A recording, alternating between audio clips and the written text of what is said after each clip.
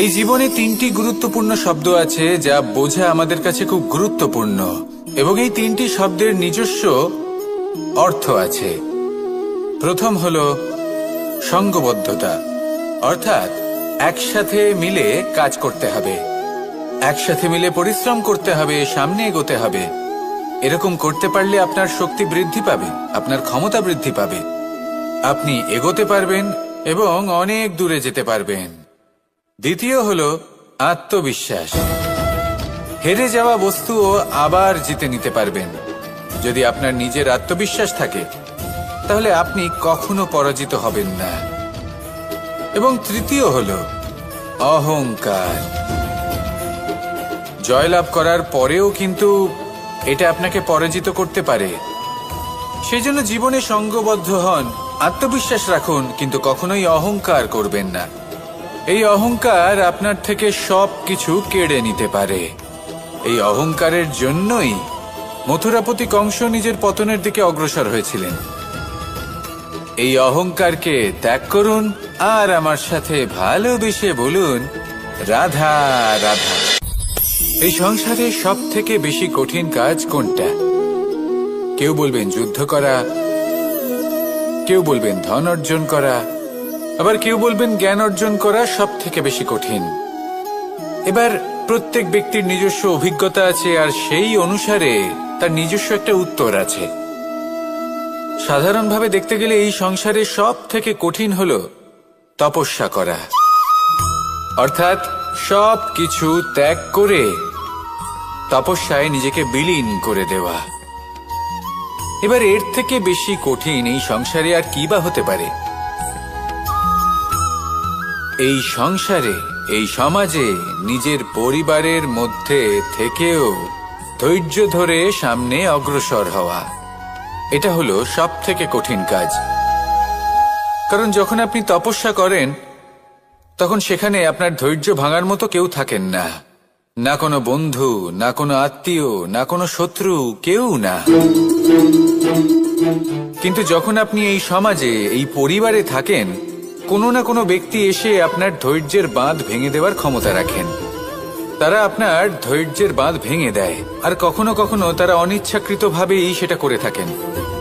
কারণ তাদের মানসিকতা আপনার থেকে আলাদা, তাদের কর্ম আপনার থেকে আলাদা, তাদের দৃষ্টিভঙ্গি আপনার থেকে আলাদা, জীবন যাপন আপনার থেকে আলাদা। সেক্ষেত্রে আপনি ধৈর্যচ্যুত হন, প্রসন্নতা আপনার থেকে ছিনিয়ে নেওয়া হয়। সেই জন্য এই সংসারে, এই পরিবারের থেকেও ধৈর্য ধরে সামনে অগ্রসর হওয়া কোনো পর্বতের শিখরে গিয়ে তপস্যা করার থেকেও অনেক বেশি কঠিন। আর যে ব্যক্তি এই সমাজেই, এই পরিবারে, সেই সকল মানুষের মধ্যে থেকে গিয়েও ধৈর্য ধরে অগ্রসর হতে থাকেন, যারা এই কাজটা শিখে নিতে পারেন, তারাই কিন্তু জীবনে আনন্দ লাভ করতে পারেন। এই ধৈর্যই শেষে আপনার জীবনে প্রসন্নতা বহন করে আনবে। তাই ধৈর্য ধরে জীবনের পথে অগ্রসর হন আর আমার সাথে ভালোবেসে বলুন, রাধা রাধা। আমরা যখনই কোনো গাছের চারা রোপণ করি তখন সবার আগে পরীক্ষা করে দেখি যে যেখানে আমরা চারা রোপণ করতে চলেছি সেখানকার মাটি আদৌ উর্বর কিনা, সেই মাটি সেই চারাকে বাড়তে সাহায্য করবে কিনা। যখন একটা চারা রোপণের আগে আমরা এত কিছু ভাবতে পারি, তাহলে কাউকে বিশ্বাস করার আগে আমরা কেন ভাবি না? জীবনে কখনো এই বিশ্বাসরূপী চারা কোথাও রোপণ করার আগে বোঝার চেষ্টা করুন যে যার ওপর আপনি বিশ্বাস করতে চলেছেন সে কি আদৌ আপনার বিশ্বাসের যোগ্য কি না। ভেবে দেখুন সেই ব্যক্তি ভবিষ্যতে গিয়ে আপনার বিশ্বাস ভাঙতে পারে কিনা। এটাও ভেবে দেখুন যে যাকে আপনি বিশ্বাস করতে চলেছেন তাকে আপনি বিশ্বাস করলে নিজের জীবনের উদ্দেশ্যে আপনি অগ্রসর হতে পারবেন কিনা। আর তার জন্য প্রয়োজন সঠিক সিদ্ধান্ত, পরখ করা, কোনটা উচিত কোনটা অনুচিত সেটা বোঝা। আর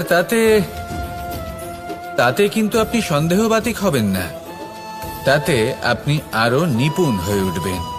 তাই যদি আপনি নিপুণ হয়ে উঠতে চান তাহলে বোঝার চেষ্টা করুন, পরখ করে দেখুন, কোনটা উচিত কোনটা অনুচিত বুঝুন। আর বিশ্বাস তখনই করুন যখন আপনি 100% নিশ্চিত হবেন যে সে বিশ্বাসের যোগ্য। আসুন আমার সাথে ভালোবেসে বলুন, রাধা রাধা।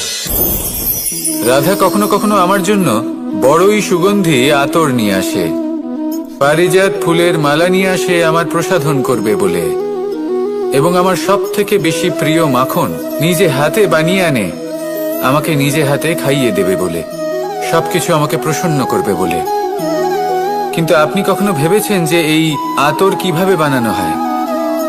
সহস্র ফুলের পাপড়ি একসাথে পিষে নিতে হয়, তারপরে তার থেকে যে রস নিঃসৃত হয় সেই রস দ্বারাই আতর তৈরি হয়।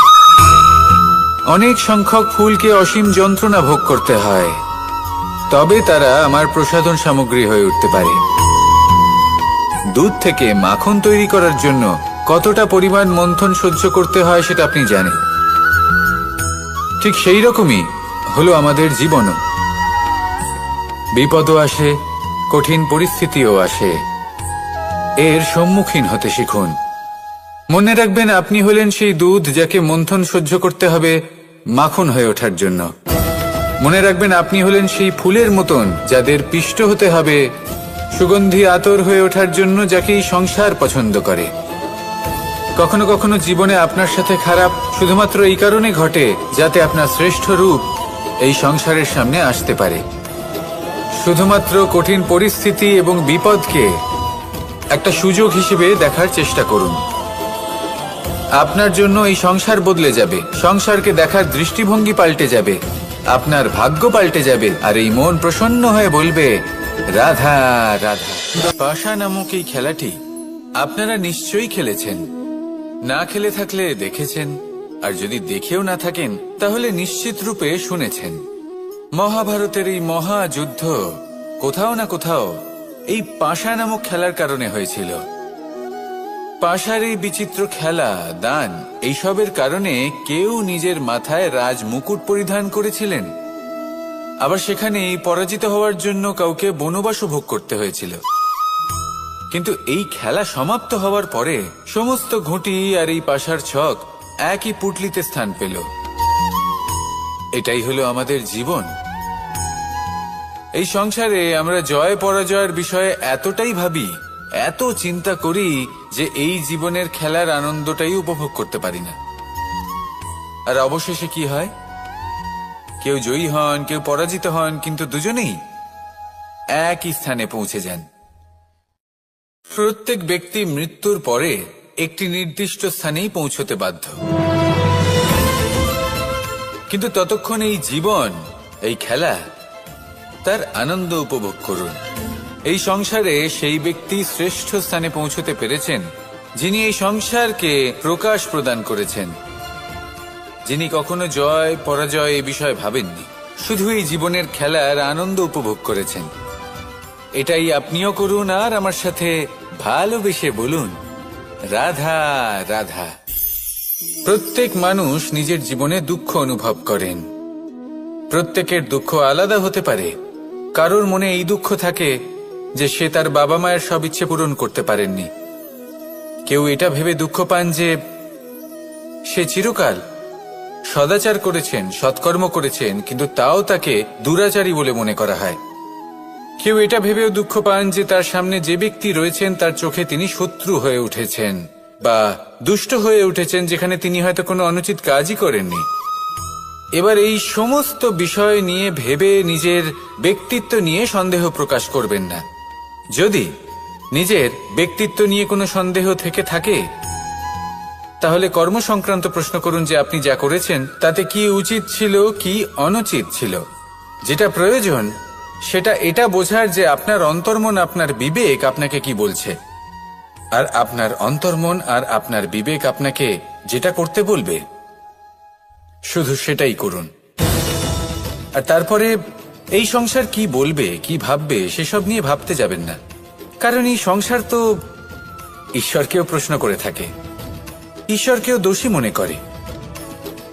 কখনো কখনো যখন কোনো ঘটনা মানুষের ইচ্ছা অনুযায়ী ঘটে না, তখন মানুষ এটা বলে যে হে ঈশ্বর, আপনি আমার পাশে থাকলেন না, আপনি বড়ই কঠোর, এটা আপনার দোষ। যেখানে বেশিরভাগ সময় হয়তো সে নিজেই নিজের কর্মফল ভোগ করছে, আর কখনো কখনো ঈশ্বর হয়তো তার জন্য আরো ভালো কোনো পরিকল্পনা করে রেখেছেন, কিন্তু মানুষ সেটা বুঝতে পারে না। তাই দিনের শেষে যেটা প্রয়োজন সেটা হলো নিজের মনের কথা বুঝতে হবে। আপনার বিবেক কি বলছে শুধু সেটাই করুন আর সামনে এগোতে থাকুন। আমার সাথে ভালোবেসে বলুন, রাধা রাধা। পরিবর্তন, এটা হলো সৃষ্টির অমূল্য নিয়ম। এই সংসারে সবকিছু সময়ান্তরে পরিবর্তিত হয়, এই সময়ও পরিবর্তিত হয়। পরিবর্তন চিরকাল হয়ে এসেছে আর চিরকাল হতে থাকবে, কিন্তু এবার আমরা সেই পরিবর্তন কিভাবে লাভ করব যেটা আমাদের প্রয়োজন, যেটা আমরা চাই। আমরা জীবনে বিকাশ চাই। এই বিকাশ কিভাবে লাভ করতে পারি? এই প্রকৃতি কিন্তু আমাদের অত্যন্ত উত্তম উদাহরণ দিয়ে বুঝিয়েছে। একটি বিন্দুর উদাহরণ দিয়েছে যা ভবিষ্যতে একটা বিশাল নদীর আকার ধারণ করে। এটা কিভাবে হয়? মেঘ থেকে একটি বিন্দু ঝরে পড়ে সেই পর্বতের ওপর যেখানে হিম আছে। সেই হিমের সংস্পর্শে আসা মাত্র সেই বিন্দুর সাথে আরো বেশ কিছু বিন্দু যুক্ত হয়। তারপর তারা অগ্রসর হয়, আরো কিছু বিন্দু যুক্ত হয়, আস্তে আস্তে একটা ক্ষীণ ধারার রূপ ধারণ করে এবং সেটাই ভবিষ্যতে আরো এগোতে থাকে। অনেকটা যাওয়ার পর যখন অনেক সংখ্যক বিন্দু একসাথে যুক্ত হয় তখন সেটা বিশাল নদীর আকার ধারণ করে। এবার আমরা মানুষ বলে আমাদের সাথে এই নিয়মের অন্যথা হয় তা নয়। আমরাও এই প্রকৃতির অংশ, আমাদের ক্ষেত্রেও একই নিয়ম প্রযোজ্য। যখন পরিশ্রম করে অনেক সংখ্যক বিন্দু আমরা একত্রিত করব তখনই পরিবর্তনের নদী প্রবাহিত হবে। প্রয়োজন হলো নিরন্তর পরিশ্রম করা এবং ধৈর্য ধরা। এটা করতে থাকুন, জীবনে সবকিছু লাভ করতে পারবেন, কারণ প্রকৃতি আমাদের এটাই শিখিয়েছে। আর আমরা এই ব্রহ্মরই একটি অংশ, যার দ্বারা এই ব্রহ্মাণ্ড নির্মিত। আসুন আমার সাথে ভালোবেসে বলুন, রাধা রাধা। কখনো এই প্রকৃতির দিকে তাকিয়ে থাকবেন। এই প্রকৃতি অনেক ধরনের শিক্ষা দেয়। কোন একটা গাছকে দেখুন কিভাবে সে মাটি থেকে জল শুষে নেয়। সে ঝড় হোক বা হোক কড়া রোদ সব সহ্য করে এবং অবশেষে সে ফল ধারণ করে। আর সেই ফল উৎপন্ন করার পরে সে ফল কিন্তু সে নিজে গ্রহণ করে না, এই সংসারকে প্রদান করে, যাতে পশু পাখি মানুষ তারা এই ফল গ্রহণ করে শক্তিশালী হয়ে উঠতে পারে, সুস্থ থাকতে পারে। সেভাবেই নদী, সরোবর এরা নিজেরাও কিন্তু নিজেদের জল গ্রহণ করে না, মাটিকে প্রদান করে, পশু পাখিকে প্রদান করে। সূর্য নিজেও নিজের জন্য প্রজ্বলিত হয় না, সে প্রকাশ ছড়িয়ে দিতে চায় আমাদের সবার কাছে, সে আলো পৌঁছে দিতে চায়। এই প্রত্যেকের কর্মে পরমার্থ নিহিত আছে, আর সেই জন্যই এদের সকলকে পুজো করা হয়। তাই মনে রাখবেন, আপনার কাছে জীবন যাপনের অতিরিক্ত যা কিছুই আছে তা পরমার্থের জন্য। তাহলে তার সদ্ব্যবহার করুন আর আমার সাথে ভালোবেসে বলুন, রাধা রাধা। আমরা প্রত্যেকেই অবশ্যই এমন সময় দেখেছি যখন অনেকগুলো সমস্যা একসাথে আমাদের জীবনে এসে পড়ে। সমস্যা আমাদের প্রত্যেকের জীবনেই থাকে। আমরা তার সমাধান খুঁজতে চেষ্টা করি, কখনো সমাধান খুঁজে পাই, আবার কখনো যতই চেষ্টা করি না কেন কোনো সমাধান খুঁজেই পাই না। আর যখন এটা হয় তখন মানুষ অত্যন্ত বিচলিত হয়ে পড়েন। নিজের আত্মীয় স্বজন, নিজের বন্ধু বা সংসার এদের ওপরে এই দোষ চাপিয়ে দেন যে এদের জন্যই এই সমস্যা এসেছে। এবার যদি আমি আপনাকে কোনো পরামর্শ দিই তাহলে এটাই বলবো যে দৃষ্টিভঙ্গি পাল্টে দেখুন। এই দৃষ্টিভঙ্গি দিয়ে দেখুন যে এই সংসারে যে সমস্যায় আসুক না কেন তার জন্য কেউ দোষী নয়, না আপনি না অন্য কেউ। এই পুরো খেলাটাই আপনার মানসিকতা, আপনার দৃষ্টিভঙ্গির, আপনার মনের। কিভাবে বোঝাচ্ছি? যখন আমাদের মন শক্ত থাকে তখন কঠিন থেকে কঠিনতর পরিস্থিতিও আমাদের জীবনে খুব বেশি হলে প্রতিস্পর্ধা হয়ে থেকে যায়। সেখানে যদি আমাদের মন দুর্বল থাকে, তখন অল্প কঠিন পরিস্থিতিও আমাদের কাছে খুব বড় সমস্যা হয়ে যায়, তাই না? একটা শক্ত মন কঠিন পরিস্থিতিকে প্রতিস্পর্ধা হিসেবে দেখে আর তার মধ্যেও একটা সুযোগ খুঁজে নেয়। আমাদের শুধু এটাই করতে হবে। এই সংসারে অন্য কাউকে দোষী মনে করলে আপনার সমস্যা দূর হয়ে যাবে না। সেই জন্য এই সংসারকে দোষ দেওয়ার বদলে এই সমস্যার মূলে চলে যান, সেটাকে বুঝুন, নিজের এই মনকে শক্ত করে তুলুন। যদি আপনার মন শক্তিশালী হয়, তাহলে এই সংসারে অনেক বড় বড় কঠিন থেকে কঠিনতর পরিস্থিতিও যদি আসে, আপনার জীবনে যতই বড় বড় সমস্যা আসুক না কেন, আপনার লক্ষ্য লাভে বাধা দিতে পারবে না। আসুন আমার সাথে ভালোবেসে বলুন, রাধা রাধা। আমরা সবাই পাথর দেখেছি, পর্বতও দেখেছি, শুকনো পাতাও দেখেছি, শ্যামল বনানীও দেখেছি। কখনো ভেবেছেন পাথরের অস্তিত্ব কিন্তু ততক্ষণ পর্যন্ত যতক্ষণ সে পর্বতের গায়ে আটকে থাকে। যখন সেই পর্বত থেকে সেই পাথর ভিন্ন হয়ে যায় ও নিজের অস্তিত্ব হারিয়ে ফেলে, আস্তে আস্তে কখনো পাথর কেটে বা কখনো পিষ্ট হয়ে সেই পাথর আস্তে আস্তে মাটিতে পরিণত হয় এবং পূর্ণরূপে নিজের অস্তিত্ব হারিয়ে ফেলে। এটাই পাতার সাথেও হয়। এই পাতা যতক্ষণ গাছের ডালের সাথে যুক্ত ততক্ষণ তার অস্তিত্ব থাকে। যখনই ডাল থেকে বিচ্ছিন্ন হয়, সেও নিজের অস্তিত্ব হারিয়ে ফেলে। আর এটাই আমাদের সাথেও হয়। যতক্ষণ আমরা নিজেদের আপনজনের সাথে যুক্ত থাকি, আমাদের অস্তিত্ব বজায় থাকে। যখন আপনজনদের সাথে সম্পর্ক ছিন্ন করি, তখন আমরাও আমাদের অস্তিত্ব হারিয়ে ফেলি। এবার এই সংসারের প্রত্যেক ব্যক্তি স্বতন্ত্র থাকতে চান, আর অনেক ব্যক্তি স্বতন্ত্র থাকবেন বলে আপনজনদের দূরে করে দেন আর তাদের সাথে এই সম্পর্ক ছিন্ন করেন। এটা কি সত্যি প্রয়োজন? আপনজনদের সাথে সম্পর্ক ছিন্ন করে নিজের অস্তিত্ব হারিয়ে ফেলা প্রয়োজনীয়, নাকি আপনজনদের সাথে সম্পর্ক বজায় রেখে নিজেদের স্বতন্ত্র করে রাখা সেটা আবশ্যক? নির্বাচন আপনারই। আসুন আমার সাথে ভালোবেসে বলুন, রাধা রাধা। আপনি কি কখনো নৌকা যাত্রা করেছেন? করে না থাকলেও নিশ্চয়ই দেখেছেন যে এই জল যা নিজের অন্তরে সব কিছু সমাহিত করে নিতে পারে, এই নৌকা সেই জলের ওপরেই ভেসে থাকে। নদীর স্রোত কাটিয়ে সে সামনে অগ্রসর হয়। কিন্তু যদি এই নৌকায় কোনো ছিদ্র হয়, তাহলে কিন্তু সেই নৌকা ডুবে যাবে। আর এতে কোনো তফাৎ হবে না যে সেই ছিদ্র ছোট নাকি বড়, নৌকা ডুবে যাবে। এই ছিদ্র হলো আমাদের জীবনে আমাদের অপগুণ, আমাদের দোষ, আমাদের বিকার। কখনো এটা ভাববেন না যে এই দোষ খুবই ছোট, এতে কিছুই যাবে আসবে না। না, সেই ছোট দোষ, সেই ছোট বিকার যদি সেটাকে শুধরে না নেন, তাহলে সেটা আপনাকে আপনার পতনের দিকে নিয়ে যাবে। শেষ পর্যন্ত এটা আপনার উপর নির্ভরশীল যে আপনি কি চান। আপনার জীবনের এই নৌকা এভাবেই ডুবে যেতে দেখবেন, নাকি নিজেকে শুধরে নিয়ে সেই নৌকার সেই ছিদ্রটাকে ভরিয়ে তুলতে চাইবেন? নির্বাচন আপনার। আসুন আমার সাথে ভালোবেসে বলুন, রাধা রাধা। জল, জলই পৃথিবীতে বেঁচে থাকার জন্য আবশ্যক তো বটেই, কিন্তু এই জল আমাদের একটা অত্যন্ত গুরুত্বপূর্ণ শিক্ষা প্রদান করে। কখনো এই জলকে দেখেছেন?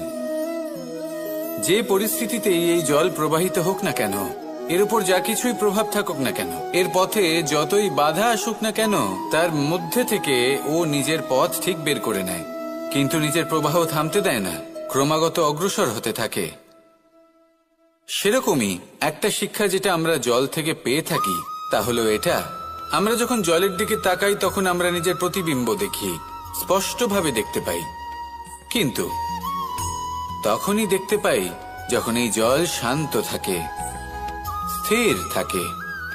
যদি এই জল অশান্ত হয়ে থাকে, স্থির না হয়, তাহলে আমরা এতে নিজের প্রতিবিম্ব দেখতে পাই না। এটাই আমাদের মনের সাথেও হয়ে থাকে। যখনই জীবনে কোনো সংকট আসে, যদি আমরা শান্ত মনে, স্থির মনে সিদ্ধান্ত নিই, তাহলে সেটা এমন একটা শীতল সিদ্ধান্ত হবে যেটা আমাদের ভবিষ্যৎকে একটা শ্রেষ্ঠ স্থানে নিয়ে যাবে। যদি এই মন অশান্ত হয়, বিচলিত হয়, পীড়িত হয়, দুঃখিত হয়ে থাকে, রুষ্ট হয়ে থাকে, তাহলে অনেক সময় আমরা এমন সিদ্ধান্ত নিই যেটা আমাদের জন্য অনুচিত প্রমাণিত হয়। যখন আপনি ক্রুদ্ধ ছিলেন বা দুঃখের বশে ছিলেন, তখন অনেক সময় হয়তো এমন সিদ্ধান্ত নিয়েছেন যেটার জন্য ভবিষ্যতে আপনি অনুশোচনা করেছেন। এবার দেখুন, এই আবেগগুলো থেকে আমরা পালাতে পারবো না, কিন্তু এই আবেগগুলো আপনার উপর কতটা প্রভাব ফেলবে সেটা আমরা অবশ্যই ঠিক করতে পারি। এই মনকে আমরা নিয়ন্ত্রণ করতে পারি। এটাই করুন, চিন্তা করুন, এই মনকে শান্ত রাখুন, স্থির হতে চেষ্টা করুন, আর তারপরে সিদ্ধান্ত নিন। আসুন আমার সাথে ভালোবেসে বলুন, রাধা রাধা। এই সংসারে ভৌতিক বস্তুরও নিয়তি আছে। যারাই এই সংসারে আসে বা উৎপন্ন হয়, তারা কিছুমাত্র সময় পর্যন্তই এখানে থাকতে পারে, আর তারপরে সেও লুপ্ত হয়ে যায়, অর্থাৎ সে নিজেও এই পঞ্চমহাভূতে সমাহিত হয়ে যায়। আমাদের সাথেও ঠিক এটাই হয়। সেই জন্যই ঈশ্বর দ্বারা প্রদত্ত এই উপহারের বিষয়ে ভাবুন, এই জীবনের বিষয়ে ভাবুন। ঠিক যেমন বিশ্বাস ভঙ্গ হলে কোনো ব্যক্তি আমাদের কাছে অপরিচিত হয়ে যান, ঠিক সেরকমই শেষ নিঃশ্বাস ত্যাগের পর এই শরীরও আমাদের কাছে পরই হয়ে যায়। তাই এই শরীর থাকাকালীন শ্রেষ্ঠভাবে একে সদ্ব্যবহার করুন, এই জীবনে শ্রেষ্ঠ কর্ম করুন, আর এই জীবনকে শ্রেষ্ঠভাবে যাপন করার জন্য কিছু কথা বোঝা প্রয়োজনীয়। যদি আপনি কারোর প্রশংসা করেন, তাহলে পূর্ণ হৃদয় দিয়ে করুন। যদি আপনি হস্তক্ষেপ করে থাকেন, তাহলে মস্তিষ্ক দ্বারা করুন। যদি আপনি সমীক্ষা করেন, তাহলে বিবেক দ্বারা করুন। যদি আপনি ধন অর্জন করতে চান, তাহলে নীতি অনুসারে চলুন। যদি জীবনযাপন করতে চান, তাহলে রীতি মেনে করুন। আর যদি ঈশ্বরের ভজন করতে চান, তাহলে ভক্তিভাব নিয়ে করুন। শুধু এই কথা মনে রাখবেন যে আপনার এই জীবন কিন্তু অনিশ্চিত কাল পর্যন্তই আছে। কতক্ষণ আছে সেটা কেউ জানে না। তাই কিছু মুহূর্ত যেটা যাপন করতে আমরা এখানে এসেছি, সেখানে ক্রোধ, অহংকার, ঈর্ষা, এইসব আবেগের কি গুরুত্ব বলুন তো? এগুলো ত্যাগ করুন। মানুষকে ক্ষমা করতে শিখুন, আস্তে আস্তে বিশ্বাস করতে শিখুন। এই সংসারে নিঃস্বার্থভাবে প্রেম করতে শিখুন, আর সবার মধ্যে আনন্দ বিতরণ করুন। তাই এই সব গুণ যদি আপনি আত্মসাৎ করতে পারেন, তাহলে আপনার জীবনে শুধু আনন্দ এবং আনন্দই বিরাজমান হবে। আসুন আমার সাথে ভালোবেসে বলুন, রাধা রাধা। এবার কখনো কখনো জীবনে আমাদের মনে হয় যে চতুর্দিকে শুধুমাত্র অন্ধকারই হয়ে আছে। প্রত্যেকেরই তা কখনো মনে হয়। আর তখনই আমাদের নিরাশ হলে চলবে না, আমাদের দুঃখী হলে চলবে না। সেই সময় আমাদের খুঁজতে হবে নিজেদের আশেপাশে, চতুর্দিকে, আর কোথাও না কোথাও আমরা প্রকাশ অবশ্যই দেখতে পাব, আশার একটা কিরণ অবশ্যই দেখতে পাব। কেউ এমন একটা কর্ম করেন যেটা দেখে আমরা প্রেরিত হয়ে যাই, আর এমন কোনো কর্ম যদি আপনারা করেন, তাহলে সেই কর্ম আপনার মনকে প্রসন্ন ভাব, আনন্দ এবং ভালোবাসা দ্বারা ভরিয়ে তুলবে। আপনার অন্তরের সেই অন্ধকারের অন্ত করবে, দুঃখেরও অন্ত করবে। আর এই মন প্রসন্ন ভাব নিয়ে বলবে, রাধা রাধা। যদি কোনো সিংহ বানরের মতো গাছে চড়তে চেষ্টা করে, তাহলে কি হবে? একটা মাছ যদি মাটিতে হাঁটতে চেষ্টা করে, তাহলে কি হবে? তারা বিফলই হবে। কিন্তু এরকম কেন হয়? তার কারণ হলো প্রকৃতির রচনা কিছুটা এরকম। এখানে প্রত্যেকটি ব্যক্তিকে, প্রত্যেকটি প্রাণীকে আলাদা আলাদা গুণের অধিকারী করা হয়েছে, এবং সকলকে একটা সীমাও প্রদান করা হয়েছে। এবার এই যে বৃক্ষ, পশু, পাখি, এদের মধ্যে সেই ক্ষমতাই নেই যে এরা নিজেদের যাচাই করতে পারবে, নিজেদের সীমাগুলো বুঝতে পারবে, নিজেদের সদ্গুণগুলো চিনতে পারবে, এরা সেটা করতে পারবে না। কিন্তু মানুষ তো আলাদা। মানুষের কাছে সেই বিশেষ শক্তি আছে যে তারা পূর্ণরূপে নিজেদের যাচাই করতে পারবে, নিজেকে পূর্ণরূপে বুঝতে পারবে, নিজের দোষ, নিজের অপগুণ, নিজের সদ্গুণ, নিজেদের সীমাগুলো তারা বুঝতে পারবে। আর এটা অত্যন্ত গুরুত্বপূর্ণ। কথায় আছে যে যদি সাফল্য লাভ করতে হয় তাহলে নিজেকে যাচাই করে নিতে হবে। তাই নিজেকে যাচাই করুন, নিজের সাথে পরিচিত হয়ে যান এবং জীবনে কর্ম করতে থাকুন। সাফল্যের শিখরে অবশ্যই পৌঁছে যাবেন। আর ওখানে যদি যান তাহলে এই মন প্রসন্ন হয়ে অবশ্যই বলবে, রাধা রাধা। বনের মধ্যে যদি আপনি কোনো বিষাক্ত সাপ দেখেন তাহলে কি করবেন? আপনি তখনই তার থেকে দূরে পালাতে চেষ্টা করবেন। আর এটা কেন করবেন? নিজের রক্ষার্থে। এই কথা আমি নয় মেনে নিলাম, কিন্তু নিজের জীবনে এটা করেন না কেন? আপনি যেখানেই যান, যে স্থানেই যান না কেন, প্রত্যেক সময়, প্রত্যেক মুহূর্তে এমন বিষাক্ত সাপ আপনি অবশ্যই খুঁজে পাবেন। আর সেই সাপ নয় যাদের আপনি বনে খুঁজে পাবেন, এরা হলো সেই সাপ যা আপনাকে পাপ করতে বাধ্য করবে। আপনার অন্তরের বাসনা, ক্রোধ, অহংকার, লোভ, ঈর্ষা এদের বৃদ্ধি ঘটাবে। দেখুন, বনের এই সাপ আপনাকে একবার ছেড়ে দিতেও পারে, ছোবল নাও মারতে পারে, কিন্তু এই যে পাপরূপী সাপ আছে তা অবশ্যই ছোবল মারবে। কর্ম যদি করেন তাহলে অবশ্যই ফল পাবেন। সেই জন্য যখনই কোথাও যাবেন, যদি এমন কাউকে দেখেন, যদি এমন কিছু দেখেন যে আপনাকে পাপ করতে বাধ্য করছে, তাহলে সেই মুহূর্তে সেখান থেকে পালিয়ে যান। যেমন বনের সাপ দেখে আপনি পালাতে থাকেন। সৎকর্মের রক্ষা অত্যন্ত আবশ্যক। আসুন আর আমার সাথে ভালোবেসে বলুন, রাধা রাধা। মনুষ্য জীবনের সব থেকে বেশি গুরুত্বপূর্ণ বিষয় হল মনের একাগ্রতা। এই সংসারের যে কটি মহান কার্য সম্পাদন হয়েছে তা হল মনের এই একাগ্রতার একমাত্র ফল। আপনি অবশ্যই দেখে থাকবেন, অনেক ছোট বড় নদী যা বয়ে চলে তাদের সামনে একটা বাঁধ নির্মাণ করা হয় সেই সব নদীর জল সঞ্চয় করতে। বাঁধ হয়ে গেলে প্রয়োজন মতো বা মনের ইচ্ছে মতো তাকে ব্যবহার করা সম্ভব। এবার এটাই আমাদের মনের সাথেও সম্ভব। আমাদের মনের একাগ্রতা আজকের দিনে দাঁড়িয়ে বিভিন্ন ধরনের বিকার, ক্রীড়া এবং ভোগের মধ্যে ভাগ হয়ে গেছে। একে একত্রিত করতে হবে, একটা বাঁধ নির্মাণ করতে হবে। শুধু এটাই করতে হবে, যেটা উচিত কর্ম সেটাই করুন, যেটা অনুচিত কর্ম সেটা করা থেকে নিজেকে বিরত রাখুন। এটাই করতে হবে, যেটা উচিত কর্ম সেটাই করুন, যেটা অনুচিত কর্ম সেটা করা থেকে নিজেকে বিরত রাখুন। ব্যাস, এই কাজটাই আপনি করতে থাকুন, করতে থাকুন। মনের মধ্যে একাগ্রতার বাঁধ নির্মাণ করুন। আর একবার যদি তা নির্মাণ হয়ে যায় তাহলে যখন চাইবেন, যেখানে চাইবেন, যতটা চাইবেন একাগ্রতা প্রয়োগ করতে পারবেন। আর একবার যদি আপনি এটা শিখে যান তাহলে এই সংসারকে বদলে ফেলার মতো কাজ আপনি করতে পারবেন, সমাজকে শুধরাবার মতো কাজ করতে পারবেন। তাহলে এই মনকে একাগ্র করুন আর আমার সাথে ভালোবেসে বলুন, রাধা রাধা। আমরা সবাই ফল খাই, কিন্তু আমাদের সেই ফলই প্রিয় হয় যে পরিপক্ক হয়ে ওঠে, যেটা নম্র হয়, আর যে ফল অনেক বেশি মিষ্টি আর সুস্বাদু হয়ে থাকে, যাদের রঙে বাহার দেখা যায়।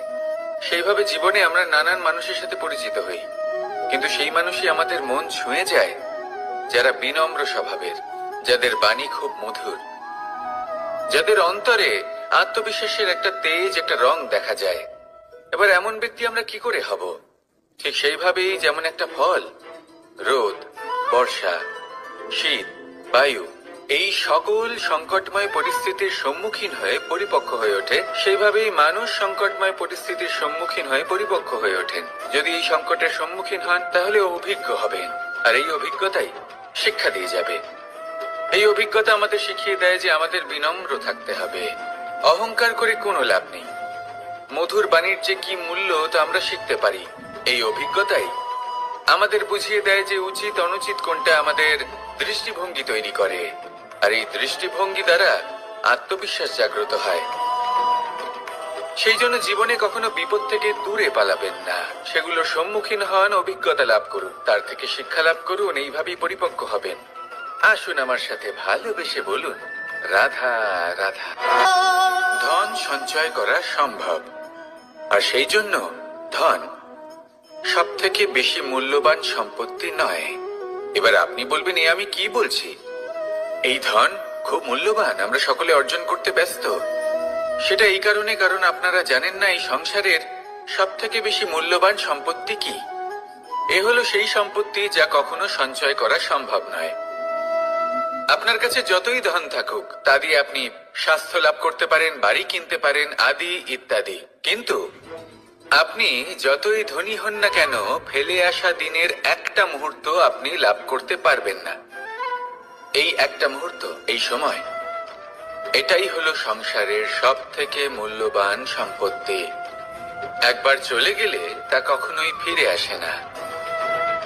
আর এই মুহূর্ত যতই চলে যাক না কেন, আমরা স্মৃতির মাধ্যমে সেগুলি যাপন করতে পারি, তার আনন্দ উপভোগ করতে পারি। আর যার সাথে আমরা সময় অতিবাহিত করেছি তার স্মৃতিতে আমরা চিরকাল জীবিত থাকতে পারি। সেই জন্য সময় সব থেকে মূল্যবান সম্পত্তি, তাকে এইভাবে নষ্ট করবেন না। প্রত্যেকটা মুহূর্ত উপভোগ করুন, আনন্দ করুন, আর ভালোবেসে বলুন, রাধা রাধা। কনক, কি সুন্দর একটা শব্দ। এর অনেকগুলো রূপ রয়েছে, অনেকগুলো অর্থও রয়েছে। প্রথম অর্থ হলো স্বর্ণ, অর্থাৎ সম্পত্তি। দ্বিতীয় অর্থ ধুতুরা, অর্থাৎ গাছের ছোট একটা বীজ, যা কিনা অত্যন্ত শক্তিশালী হয়। যদি বেশি মাত্রায় এর প্রয়োগ করা হয় তাহলে এটা বিষময় হয়ে উঠতে পারে। এই হলো সেই ধুতুরা যার প্রয়োগ মহাদেবের পুজোতে করা হয়। এবার প্রশ্ন হলো এটাই যে এই স্বর্ণ এবং এই ধুতুরার মধ্যে মিল কি রয়েছে। মিল হলো এটাই যে এই দুটোই মানুষকে মত্ত করে তোলে। ধুতুরা মানুষকে তখন মত্ত করে যখন তাকে সেবন করা হয়, কিন্তু স্বর্ণ, ধন, সম্পত্তি, মানুষ এটা যতটাই অর্জন করে নেয় সেটাই যথেষ্ট। এই স্বর্ণ মানুষের ভাবনা চিন্তা করার ক্ষমতাকে বশ করে ফেলে।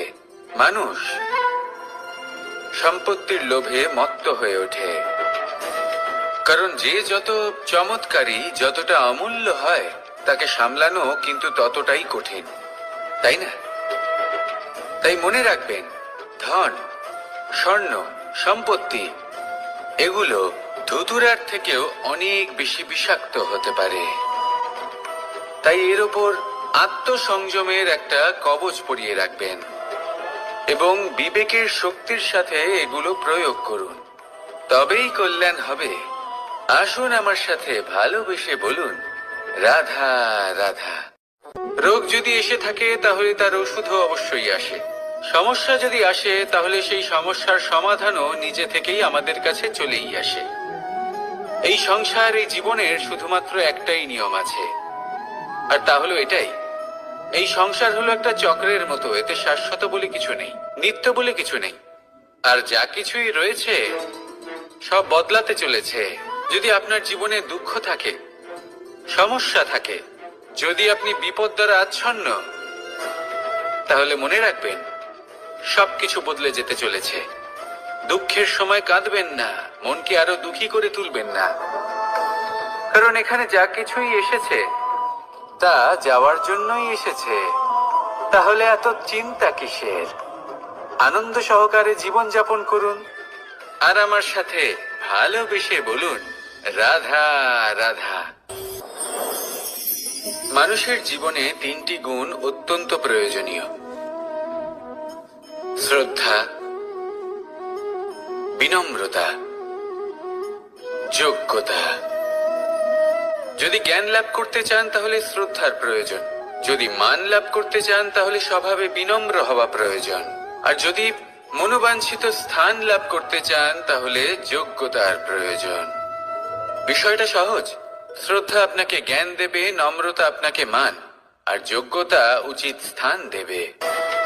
কিন্তু যদি আপনি এই তিনটি গুণ সম্মিলিত করেন তাহলে এমন কিছু লাভ করবেন যা এই সব কিছুর থেকে অনেক ঊর্ধ্বে।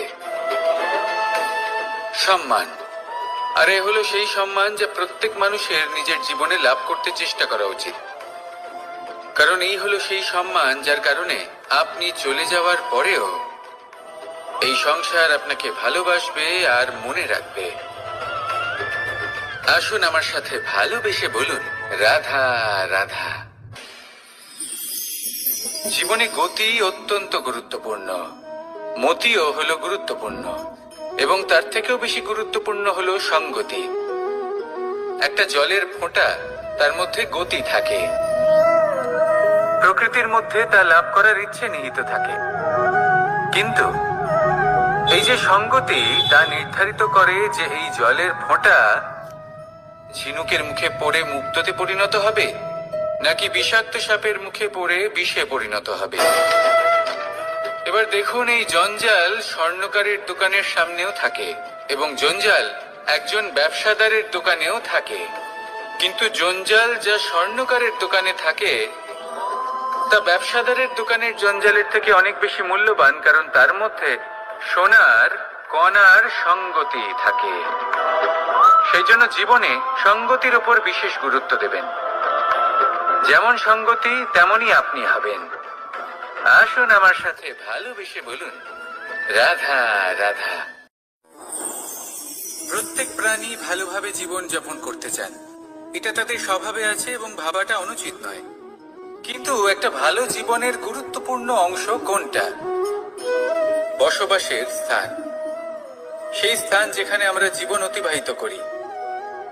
এবার মানুষ ভাবতে পারেন যে একটা ভালো বাসস্থানের অর্থ কি? সেই স্থান যেখানে সহজে জল পাওয়া যায়, যেখানে শুদ্ধ বায়ু পাওয়া যায়, যেখানে আনাজ উৎপন্ন হয়। এটা জীবনযাপনের জন্য পর্যাপ্ত বটে, কিন্তু ভালো জীবন যাপনের জন্য আরো একটা কথা আপনাকে বুঝতে হবে। সাধু, জ্ঞানী, পণ্ডিত ব্যক্তি, এই সকল মহাপুরুষ, এনাদের যে বাসস্থান তা অত্যন্ত বিশেষ হয়। এখানে এক ধরনের বিশেষ ইতিবাচক শক্তি থাকে। এমন একটা স্থান যেখানে দেবতারাও বিচরণ করেন। জীবন আমরা সবাই যাপন করি, কিন্তু জীবনের উদ্দেশ্য শুধুমাত্র জীবন যাপন করা নয়। জীবনের উদ্দেশ্য হলো মুক্তি লাভ করা। আর এই সকল সাধু, জ্ঞানী, পণ্ডিত ব্যক্তি, এই সকল মহাপুরুষ আপনাকে মুক্তির পথে নিয়ে যেতে পারেন। কারণ এরা হলেন সেই মহাপুরুষ যারা নিজেদের অন্তরের বিকার, অহংকার, ক্রোধ, বিদ্বেষ, এই সকল দোষগুলিকে ত্যাগ করেছেন, এদের ওপর বিজয় লাভ করেছেন। এমনই একজন ব্যক্তি আপনাকে মুক্তির পথে নিয়ে যেতে পারে। প্রয়োজন হলো শুধুই এনাদের চিনতে পারা, এদের কথা বুঝতে পারা এবং এদের দেখানো পথে চলা। যদি আপনি এটা করতে পারেন তাহলে এই মন প্রফুল্ল হয়ে বলবে, রাধা রাধা।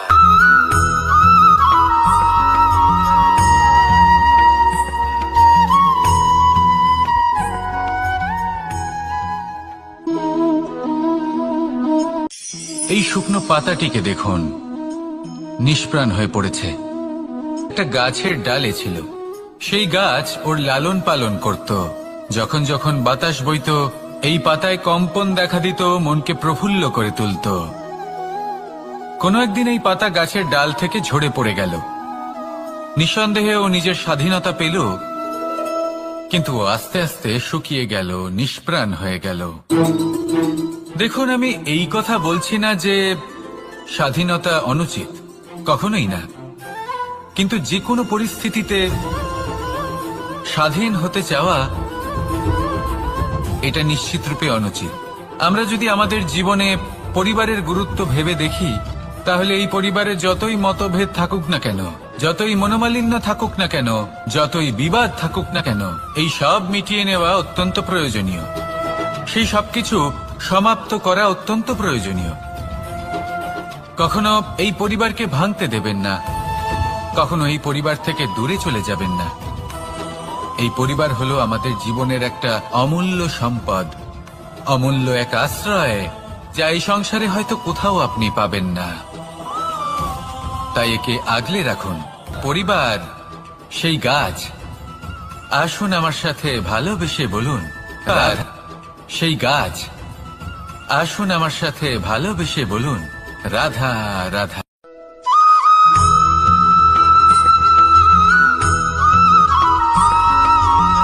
এই সংসারে প্রত্যেক মানুষ এটাই সর্বশ্রেষ্ঠ সময় কোনটা? মহাদেব হাসলেন আর উনি বললেন, জীবনে উৎসব পালনের সবথেকে শ্রেষ্ঠ দিন হল মৃত্যুর ঠিক আগের দিনটা। প্রেম ভাগ করে নেওয়ার সবথেকে শ্রেষ্ঠ মুহূর্ত হল মৃত্যুর ঠিক আগের মুহূর্ত।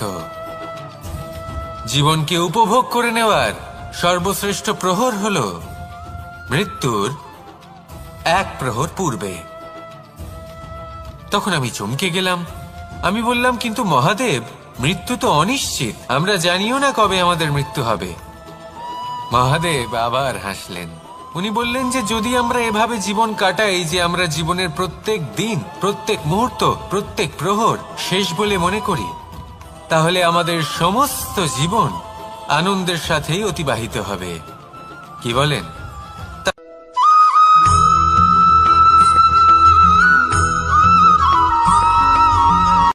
সংসারে আমাদের জীবনে যখন কোনো সুখ বা দুঃখ আসে, তার জন্য আমরা কাউকে না কাউকে অবশ্যই দায়ী করে থাকি, তাই না? এই ব্যক্তি আমাদের সাথে এরকম কাজ করেছেন, তাই আমার সাথে এমন হলো। ওই ব্যক্তি যদি এমনটা না করতেন, তাহলে আজ আমি ওই স্থানে পৌঁছতে পারতাম। সবই আপনার দৃষ্টিভঙ্গির ওপর নির্ভরশীল, আর যদি আপনার দৃষ্টিভঙ্গি এমন হয়, তাহলে তা অনুচিত। সত্যি কথা বলতে, এই সংসারে ভিন্ন ভিন্ন ধরনের মানুষ আছে। এটা আপনার উপর নির্ভর করছে কিভাবে তাদের স্বাগত জানাবেন। একবার ভাবুন, আমি আমার দুটো হাত সামনে নিয়ে এলাম, দুটো মুঠো খুলে দিলাম। দুই প্রকারের মানুষ আসবেন, কিছু না কিছু দিয়ে যাবেন। এই মুঠো যদি আমি বন্ধ করে দিই, তাহলে না কেউ আমাকে কিছু দিতে পারবে, না আমার কিছু যাবে আসবে। নিশ্চয়ই বুঝতে পারছেন এই দুই ধরনের ব্যক্তি কারা এবং তারা কি দিয়ে যান। আমি যদি নিজের মুঠো খুলে দিই, তাহলে কিছু ভালো মানুষ আসবেন, আমাকে আনন্দ, সন্তুষ্টি, জ্ঞান প্রদান করে যাবেন, ভালো অভিজ্ঞতা দিয়ে যাবেন। কোনো খারাপ ব্যক্তি যদি আসেন, তাহলে তিনিও খারাপ অভিজ্ঞতা দেবেন, যার থেকে আমি শিক্ষা লাভ করব। এই সব কিছু আমি লাভ করতে পারি। মুঠো যদি বন্ধ করে রাখি, তাহলে আমি কিছুই পাবো না। দেখুন, এই সংসারে প্রত্যেকের জীবনে এইরকম। প্রত্যেকের জীবনে সবকিছুই আছে, ভালো খারাপ দুই মানুষই আছে, ভালো অভিজ্ঞতা আছে, খারাপ অভিজ্ঞতা আছে। নির্ভর করছে আপনার উপর যে আপনি কি করবেন, এনাদের স্বাগত কিভাবে জানাবেন, কার থেকে কি বুঝবেন, কি শিখতে পারবেন, আর কোন দৃষ্টিভঙ্গি নিয়ে অগ্রসর হবেন। এটাই নির্ধারণ করবে যে আপনার জীবন কেমন হবে। আসুন আমার সাথে ভালোবেসে বলুন রাধা রাধা।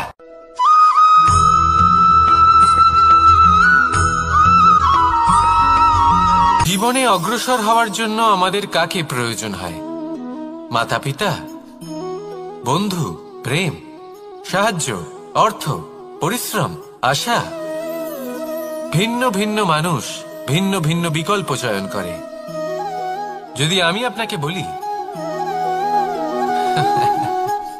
তাহলে জয় আর পরাজয়ের মন্ত্র দুটো শব্দের উপর নির্ভর করে, মেনে নেওয়া আর দৃঢ় হওয়া। যদি মেনে নেন, তাহলে হেরে যাবেন। যদি দৃঢ় হন, তাহলে নিশ্চিত রূপে জয়ী হবেন।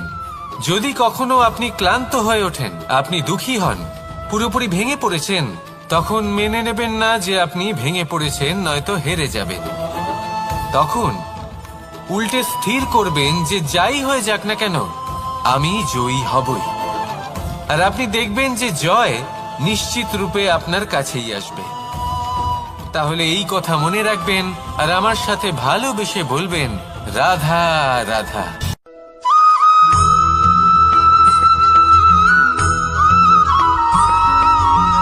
ভালো, শুধু ওনাদের কঠোর ব্যবহার দেখলে আমরা একটু ভয় পেয়ে যাই। এবার ওনাদের এই কঠোর ব্যবহার আমাদের ভালো না লাগলেও অত্যন্ত আবশ্যক, কারণ মাতার থেকে আমরা যে শক্তি লাভ করি তা যেন নিয়ন্ত্রণ হারিয়ে বিধ্বংসী না হয়ে ওঠে।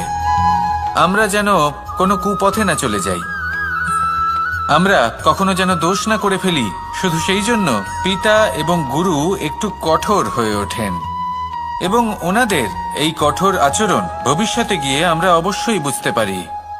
জীবনে কিছু বছর আমরা এগিয়ে যাই আর তারপর আমরা বুঝতে পারি যে বাবা এবং গুরু আমাদের যথেষ্ট ভালোবাসতেন, কিন্তু ওনাদের ভালোবাসার বহিঃপ্রকাশ আলাদা। প্রয়োজনীয় হলো এটা দেখার, এটা বোঝার যে শুরু থেকে আমাদের প্রতি ওনাদের আচরণ কেমন ছিল। ওনাদের কঠোর হওয়ার পেছনে ওনাদের ভালোবাসাটা বোঝার চেষ্টা করুন, ওনাদের চিন্তাটা বোঝার চেষ্টা করুন, ওনাদের পথপ্রদর্শনের আড়ালে আপনার ভবিষ্যতের জন্য যে পরিকল্পনা ওনারা করেছেন সেটা বোঝার চেষ্টা করুন।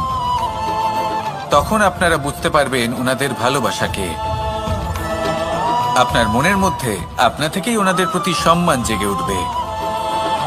নিজের পিতা এবং নিজের গুরু এই দুজনের প্রতি কৃতজ্ঞতা প্রকাশ করুন আর আমার সাথে ভালোবেসে বলুন, রাধা রাধা।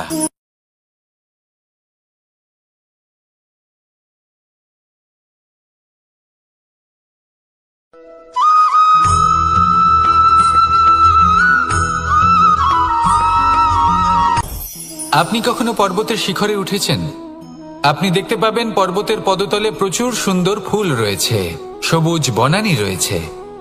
যত আপনি ওপরে উঠতে থাকবেন তত ফুল কমতে থাকবে, সবুজ বনানী কমতে থাকবে। আরো কিছুটা ওপরে উঠলে কাঁটা জাতীয় গাছ দেখতে পাবেন, শুকনো গাছ দেখতে পাবেন। আরো যদি ওপরে ওঠেন তাহলে পাষাণ দেখতে পাবেন। আরো ওপরে উঠলে হিমখণ্ড দেখতে পাবেন।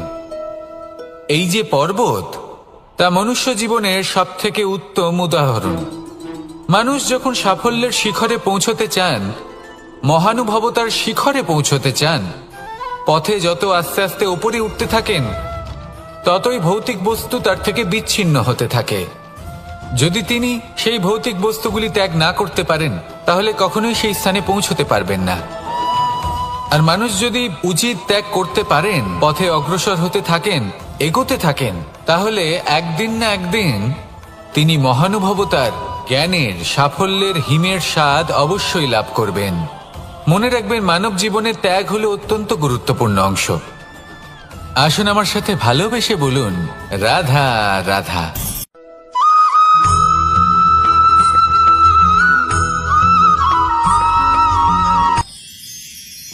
মানুষ তার জীবনে দুই ধরনের পরিস্থিতিকে খুব ভয় পায়। এক, কোনো কারণবশত কারোর সামনে নত হওয়া। কথায় কারোর সামনে নত হতে হয়।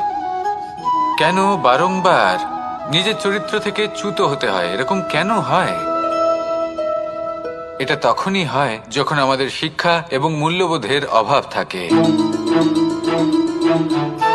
যদি মানুষের মধ্যে প্রকৃত শিক্ষা থাকে তাহলে এই সংসারে কোনো সময় এবং কারোর সামনেই নত হওয়ার কোনো প্রয়োজন নেই।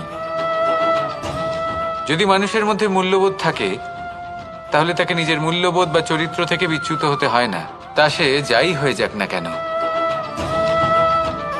কোনো বালককে যদি জন্ম থেকেই সুশিক্ষার অধিকারী করা হয়, শিক্ষিত করা হয়, মূল্যবোধের অধিকারী করা হয়, তবে সে এই সংসারে এমন কর্ম করবে যাতে সে নিজেকে, নিজের পরিবারকে, সমগ্র সমাজকে গর্বিত করতে পারে। শিক্ষা লাভ করুন, মূল্যবোধ লাভ করুন এবং আমার সাথে ভালোবেসে বলুন, রাধা রাধা।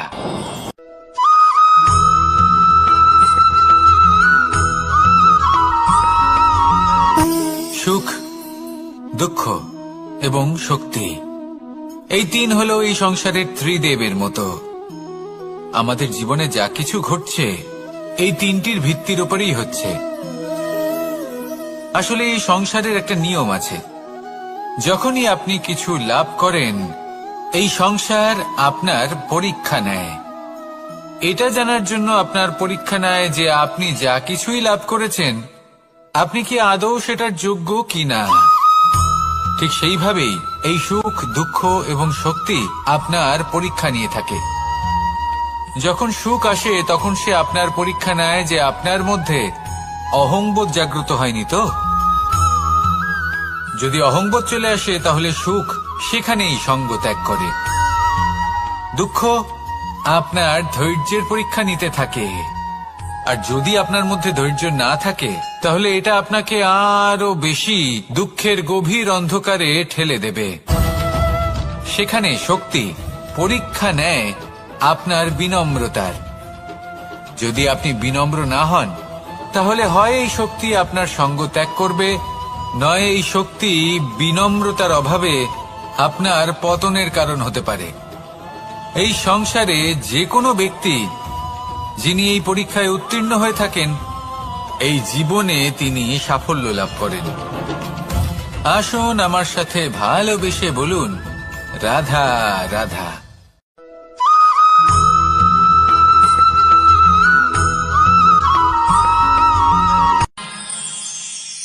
আমরা সবাই সূর্যকে সম্মান কেন করি? কারণ আমরা জানি যে সন্ধেবেলা যখন সূর্যাস্ত হবে তখন শুধুমাত্র অন্ধকার বাকি থাকবে। ঠিক কিছুটা এরকমই হয় আমাদের মাতা পিতাও, যিনি আমাদের জন্ম দেন, আমাদের ভরণ পোষণ করেন, আমাদের বড় করেন, আমাদের প্রেম প্রদান করেন।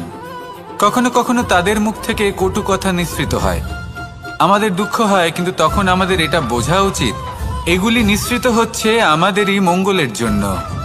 যেমন সূর্যদেব, উনিও উত্তাপ দিয়ে থাকেন আমাদেরই মঙ্গলের জন্য, যাতে ফসল পাকতে পারে, যাতে জল বাষ্প হয়ে মেঘ হতে পারে, বৃষ্টি হতে পারে, আর এই সংসারে নিরন্তর জলের প্রবাহ থাকে।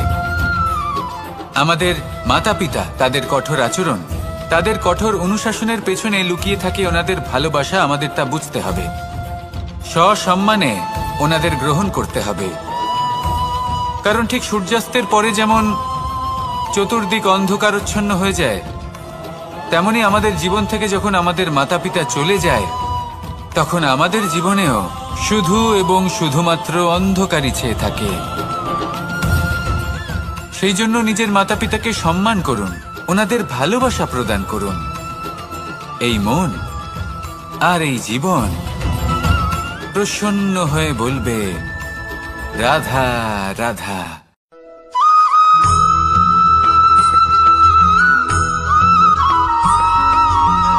এই সংসারে সব থেকে বেশি কোমল বস্তু হলো রেশম। এই রেশম এতটাই কোমল হয় যে এর পুরো একটা থান শুধুমাত্র একটা হাতে ধরা সম্ভব। কখনো ভেবে দেখেছেন এই রেশম কিভাবে হয়? একটি কীট তার লালার দ্বারা উৎপন্ন হয়। এই কীট সেই রেশমকে পাক দিতে থাকে, পাক দিতেই থাকে, দিতেই থাকে, আর আস্তে আস্তে তার মধ্যেই জড়িয়ে পড়ে। শেষে ওর এই সুন্দর অমূল্য সৃষ্টি রেশমের এই সুতো, তার নির্মাণ কার্য পূর্ণ হয়, কিন্তু তাতেই ও নিজে বন্দী হয়ে যায়। নিজেরই মায়াজালের এই বন্দী গৃহে নিজেই ফেঁসে যায়। এবার এই সুতোকে ব্যবহারযোগ্য করে তোলার জন্য এই কীটগুলিকে এই কবচের সাথেই ফুটন্ত জলে ফেলে দেওয়া হয়। এই সংসারে যদি আমাদের স্বপ্ন এই সংসারের দুঃখ হরণ করার জন্য, এই সংসারে সুখ বিতরণ করার জন্য হয়, তবেই আমাদের প্রগতি সম্ভব। যদি আমাদের এই স্বপ্ন শুধুই আমাদের এবং আমাদের স্বার্থ সিদ্ধির জন্য হয়, তাহলে এই স্বপ্ন আমাদের অন্ধ করে দেবে, আমাদের অন্ধকারের পথে নিয়ে যাবে, আর আমরাও সেই কীটের মতো হয়ে যাব। নিজেদেরই মায়াজালে আমরা নিজেই ফেঁসে যাব, আর শেষে আমরা যদি কিছু লাভ করি তা হবে একাকিত্ব, অন্ধকারময় মৃত্যু। তাই স্বপ্ন অবশ্যই দেখুন, কিন্তু এমন ভাবে স্বপ্ন দেখবেন না যে তার এই বন্দিগৃহে আপনি নিজেই ফেঁসে গেলেন। স্বপ্ন দেখুন পরোপকারে।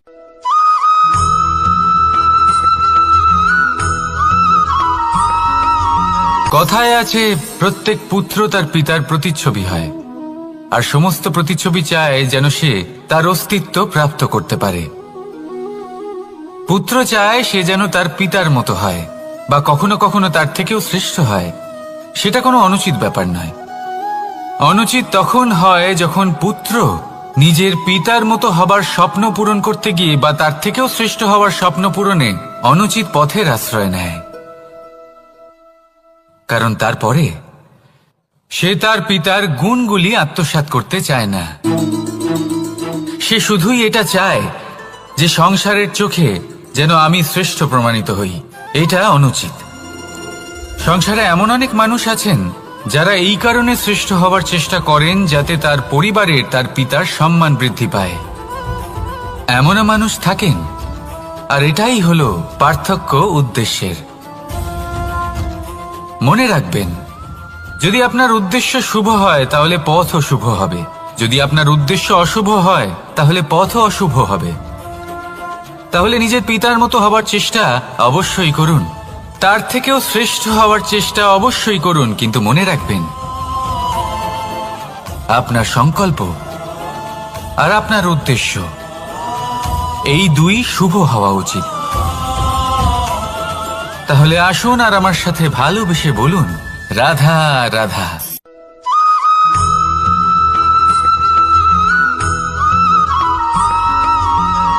মানুষ ভাবেন যে ধন অর্জন করা হলো অত্যন্ত গুরুত্বপূর্ণ। তিনি আজীবন ধন অর্জন করতে থাকেন, ধন অর্জন করার চেষ্টা করতে থাকেন। সে যাই হয়ে যাক না কেন, পরিশ্রম করতে থাকেন। স্বাস্থ্যের দিকে নজর দেন না, না উচিত সময় খাবার খান, না উচিত সময় ঘুমোতে যান, না পর্যাপ্ত সময় পর্যন্ত ঘুমন, কিছুই না। ধন অর্জন করতেই থাকেন, করতেই থাকেন।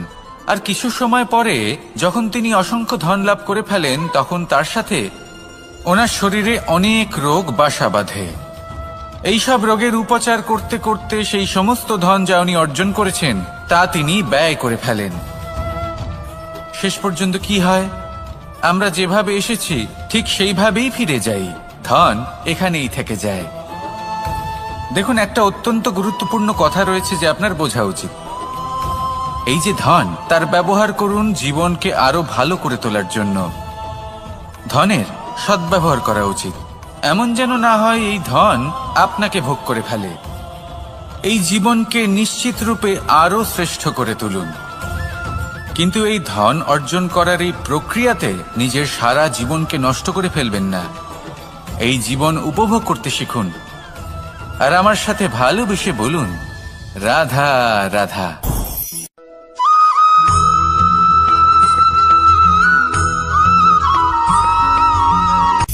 সূচের শেষে একটি ছিদ্র থাকে যার দ্বারা আমরা এই সুতো পরাতে পারি, আর তারপর সূচের সাহায্যে এই সুতো দিয়ে বস্ত্র সেলাই করা যায়। কিন্তু যদি সুতোটা সোজা করে ধরা না হয় তাহলে সূচে কখনো এই সুতো পরানোই সম্ভব নয়। যদি এতে কোনো গিঁট পড়ে তখন তা কখনোই এই ছিদ্র দ্বারা প্রবেশ করা সম্ভব নয়। ঠিক এইভাবেই যদি আপনি কারোর জীবনে প্রবেশ করতে চান, কারোর অন্তরে প্রবেশ করতে চান, তাহলে আপনাকেও সহজ থাকতে হবে। এতে কোনো গিঁট থাকলে চলবে না, অর্থাৎ মনে যাতে কোনো মালিন্য না থাকে, যেন কোনো কুচিন্তা না থাকে। যদি এসব থাকে তাহলে আপনি কখনো কারোর জীবনে প্রবেশ করতে পারবেন না। আর যদি কোনোভাবে আপনি প্রবেশ করেও যান তাহলে তার মনে ঘর করতে পারবেন না। নিজেকে এই সুতোর মতন করে তুলুন, সহজ। মনে যেন কোনো কুচিন্তা না থাকে, সবার প্রতি যেন সদ্ভাবনা থাকে, শুভ চিন্তা থাকে। এমনটা করতে থাকুন। এমন একটা দিন আসবে যেদিন এই সমস্ত সংসারের ব্যক্তির মনে আপনি বাস করবেন, আর তখন এই মন প্রসন্ন হয়ে বলবে, রাধা রাধা।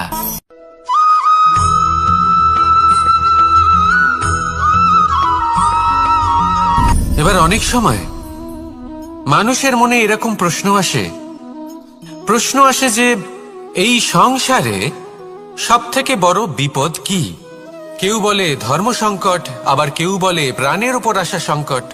প্রত্যেক মানুষের জীবনে বিভিন্ন সংকট আসে, আর এই সমস্ত সংকট অত্যন্ত বিচিত্র হতে পারে। এই সমস্ত সংসার হলো সংকট দ্বারা পরিপূর্ণ। ঠিক আছে, আপনাকে একটা উদাহরণ দিই। একজন ধনী ব্যক্তি, এবার ওনার জীবনে সংকট কি হতে পারে? সংকট এটাই যে কেউ তার সম্পত্তি চুরি না করে নেয়, আমরা বুঝতে পারছি। এবার একজন চোর, তার জীবনে সংকট কি হতে পারে? যে চুরি করার সময় সে যদি তার একটা কাশি চাপতে না পারে তাহলে সে ধরা পড়ে যেতে পারে, ঠিক কিনা?